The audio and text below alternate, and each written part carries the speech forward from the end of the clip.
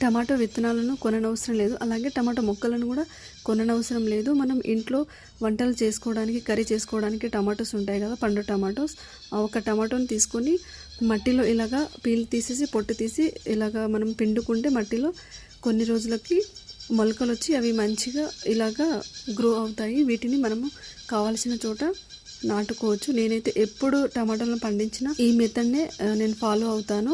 అలాగే ఈ నారును తీసేటప్పుడు మనము ఈ మట్టిని తడిపి తర్వాత మొక్కలను అయితే తీసుకోవాలి. ఇక్కడ నుండి తీసుకొని మనం కావాల్సిన చోట అయితే మొక్కలను నాటుకోవచ్చు. టమాటా మొక్కలను కుండీలో అయినా నాటుకోవచ్చు ఆర్గానిక్గా. ఇలాగ నేనైతే ఈ మెథడ్నే ఫాలో అయ్యి టమాటోను పండించుకుంటాను. ఈ కుండీలో వచ్చిన టమాటో మొక్కలు ఉన్నాయి కదా, వాటి నుండి కొన్ని మొక్కలను తీసుకొని నేను చిన్న కుండీ ఉంది కదా, ఆ కుండీలో టమాటో మొక్కనైతే నాటుతున్నాను.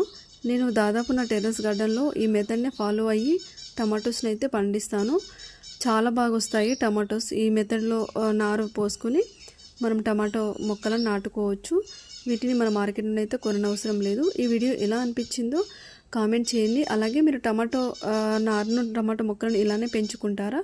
పెంచుకుంటే కామెంట్ చేయండి. అలాగే వీడియోను లైక్ చేయండి. ఎలా అనిపించిందో కామెంట్ చేయండి.